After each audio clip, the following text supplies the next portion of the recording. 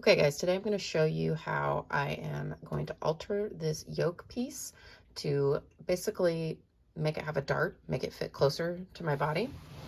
These are the jeans I'm working on. They're from Vicky Sews. And when I tried them on, it was definitely gaping in the back. I have only basted these yokes on because I pretty much assumed from other pants making that I would need to change it. So this is the pattern piece that matches up with this yoke here.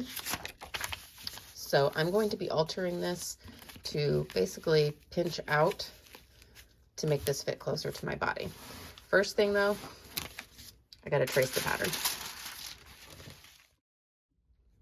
Okay, now I also want to tell you how I knew just by looking at this that it wasn't going to fit me.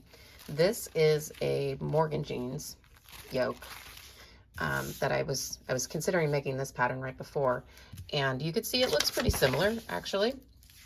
And when I made these, they also did not fit. So this is the yoke, a modified yoke that I made when I was making the Morgan jeans. So you can see I took out a big dart here and I took some out at center back. And so the angle of this is much more curved. And so this is the correct one. I could tell just by looking at this that this is just too flat for my body shape, for my swayback. And that, you know, comparing these two, that this one is also not gonna, it doesn't curve along my body as closely as I needed it to. So that's why I was pretty sure just by looking at this that it wasn't gonna work for my body. Okay, so here is my traced pattern piece. I love doing pattern alterations on my grid mat because it means I can line up the grain line along a straight line, and then I can make sure that I am not getting totally off with my grain lines. So I'm going to do this in a couple different ways. It is going to be too big at center back, so this is center back here. I'm going to probably do that part on the body and not just in the yoke. I'm going to take in the center back probably through the yoke, somewhere mid butt.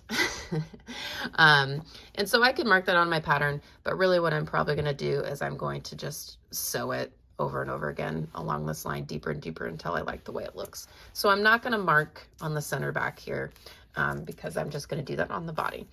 And I'm going to take a dart like the one that you saw in my Morgan jeans, but I'm actually, because this fit so badly, it was so big, I think I'm going to do 2 darts to make this fit closer. And this will just be a practice. One thing I could do is that I could put these back together, put them on my body and pinch out here, see where I want the darts to go, but I've already taken them back apart. I also know that I want to take it in at the side seams. It was very baggy there, and so some of this is just playing around. I'm going to, again, just leave this here. I will change my pattern piece after I have done the fitting on my body, and I know for sure what changes I want forever.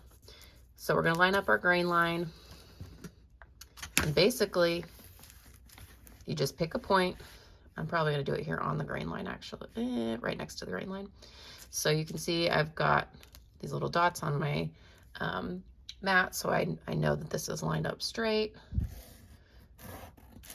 This pencil is not very sharp. And so what I'm going to do is I'm going to cut along this, and then I'm going to rotate this to close as if it's a dart and I'm closing it.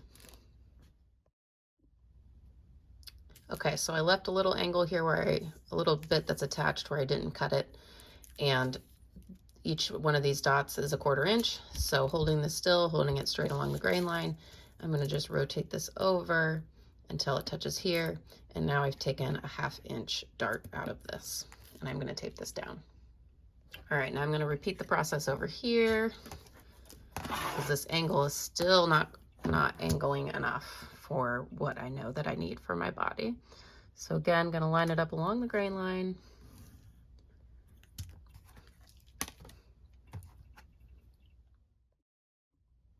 Okay, so this one you can see it's making a ripple in the paper, which you don't want in your fabric. You can see right here there's a little bump. So I'm just going to smooth that out. It's not a big deal. You want your pattern to be flat when you do it. It's essentially just kind of making a dart there. So now you can see that this is so much more angled than the original. We line up the grain lines. It's a little bit smaller and it curves much more. One thing you do, the reason you want to keep this little angle here, or keep a anchor point here and try to keep this smooth, is because this piece, I messed it up. I'll ease that when I sew it. But this angle, this edge is sewn to the top of the pant. So this length is not changing. We're just changing the angle of this.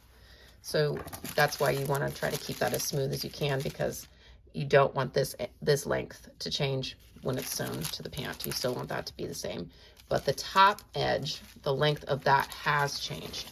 That has been reduced by an inch because I took a 1/2 inch here and a 1/2 inch here. So because of that, because I've changed the length of the top of the yoke, I also need to change the waistband. Now I will not cover that here, but that is the thing I have also had to do in the past.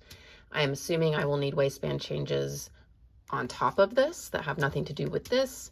Again, side seam, center back. So I will do that later, but I just wanted to show you how you could change a yoke, essentially adding darts to make it fit your body closer, especially if you have a sway back.